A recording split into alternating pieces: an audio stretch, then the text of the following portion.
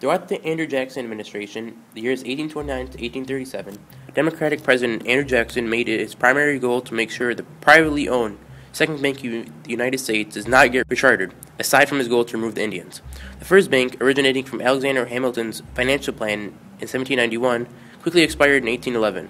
5 years later, the second bank was formed in 1816.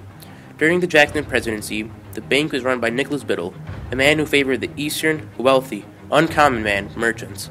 Due to the fact that Biddle made aristocratic decisions, Jackson strongly disliked the second bank. Jackson, a man who was commonly referred to as a common man because he was not rich and was from the West, only found the bank a threat to the common people, as Biddle's decisions were aristocratic and loaned money to the wealthy, while not helping the regular citizens. In addition, many citizens, particularly the ones in the West, felt that the decisions only bolstered the manufacturing East and the bank had too much power. Not helping the case, Henry Clay favored the Second Bank of the United States and advocated a recharter. Clay, who was involved in the corrupt bargain of 1828, only added more reason for Jackson to kill the bank.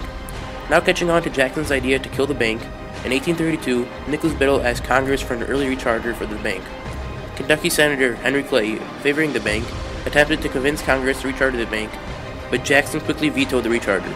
Following the veto, Jackson took action to get multiple treasurers to finally remove the money in national banks in 1833. After removing the money, Jackson then made Secretary of Treasury Lewis McLean to deposit the money in state banks, or referred to as pet banks.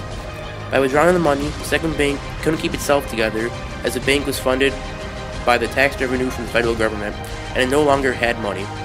In an effort to save the bank, Biddle closed the bank and demanded all his current loans to be returned. But this, however, only angered the people who Biddle loaned money to.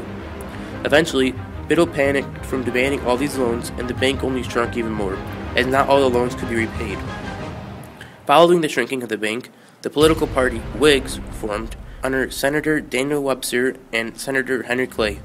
Specifically, the group was aimed as an anti-Jackson group, in an effort to override Jackson's vetoes in Congress to recharter the bank.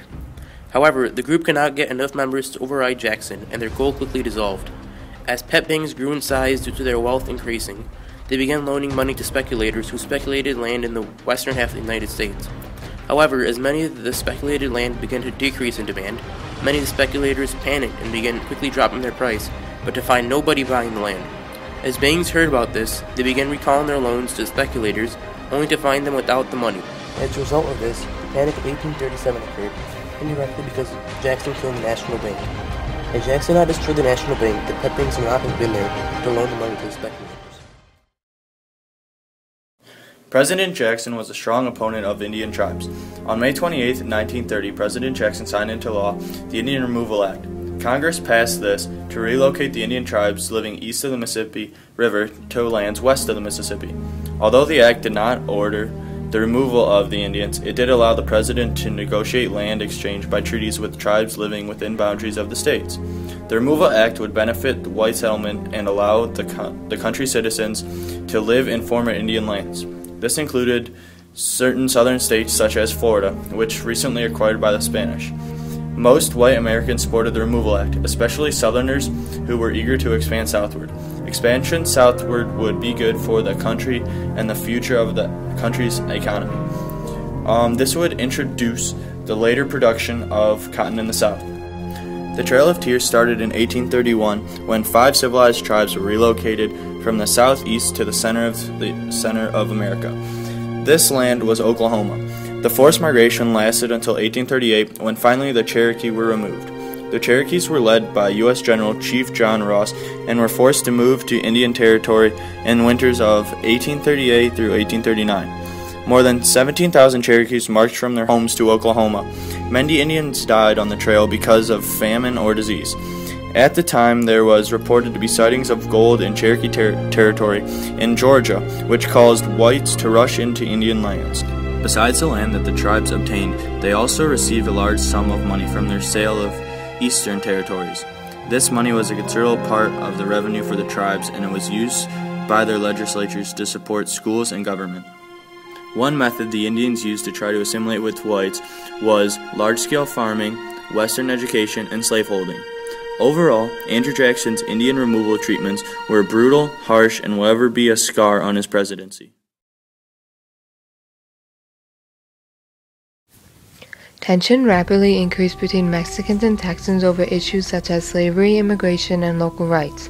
Slavery in particular was a major issue. Mexico outlawed slavery in 1830 and prohibited further importation into Texas. Texas refused to do the same. They kept their slaves, and new American settlers kept bringing more slaves into Texas. In 1835, Santa Anna started to raise an army to suppress the upset Texans, creating a huge argument. Early in 1836, the Texans declared their independence and unfolded their Lone Star flag, with Sam Houston as commander-in-chief. Jackson's heart was torn by the Texas issue. He disliked how Mexicans were doing things and admired Sam Houston. Jackson was in no hurry to recognize Texas as an independent republic. Many Texans wanted not just recognition of their independence, but total union with the United States. Following Texas' successful War of Independence against Mexico in 1836, the newly elected President Martin Van Buren refrained from annexing Texas after the Mexicans threatened war. The idea of annexing Texas was popular in the South, but widely opposed in the North. Southerners badly wanted Texas to become a new slave state in the Union, for they believed that Western expansion of slavery was vital to their economic system. Northerners, however, didn't want slavery to spread any further than it already had, so they blocked the annexation of Texas in 1836. President Tyler attempted to bring about annexation in 1844 to restart negotiations with the Republic of Texas. On April 12th, he created a Treaty of Annexation, an event that caused Mexico to serve diplomatic relations with the United States. However, Tyler lacked the votes in the Senate to ratify the treaty, and it was defeated shortly after in June. Shortly before he left office, Tyler tried again, making one last effort to pass some kind of treaty. This time he created a joint resolution of both houses of Congress, with the support of President Polk. Tyler managed to get the joint resolution passed on March 1, 1845, and Texas was admitted into the United States on December 29. While Mexico did not follow through with its treaty to declare war if the United States annexed Texas, relations between the two nations were made tense due to Mexico's disputed border with Texas.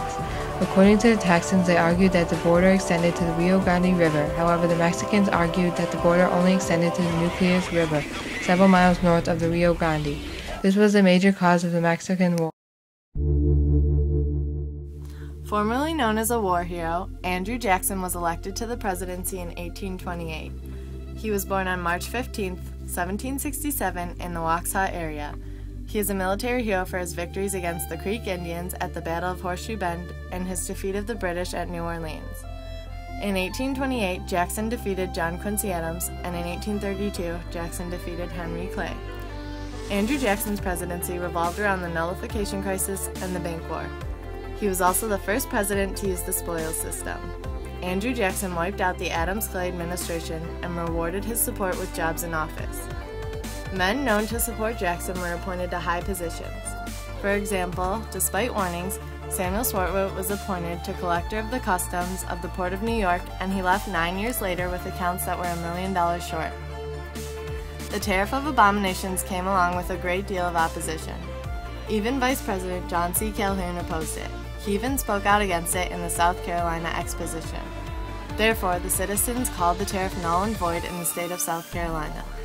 In response, Andrew Jackson sent naval and military reinforcements and issued a proclamation against nullification. Andrew Jackson did not approve of monopolistic banking and extremely large business. He, as well as his fellow Westerners, did not approve of the Bank of the United States.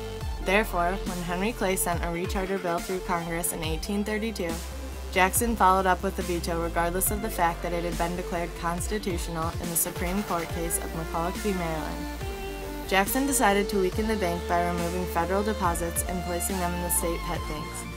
Currency was so unsound that Jackson was forced to issue a specie circular requiring all public lands to be purchased with metallic money. Jackson also enacted Native American policies. Due to a dire need for westward expansion, the Indian Removal Act was passed, transporting all Native American tribes that were living east of the Mississippi. As Jackson's second term came to an end, he was too old for a third term, so he gave his support to Martin Van Buren.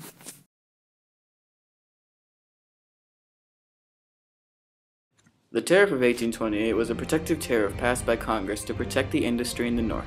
Southern states such as South Carolina viewed the tariff unconstitutional because it appeared to help the northern industries at the expense of southern farmers. Because of this, the Tariff of 1828 was nicknamed the Tariff of Abominations. The Tariff of Abominations led to the writing of the South Carolina Exposition and Protest. This document was secretly written by Vice President John C. Calhoun.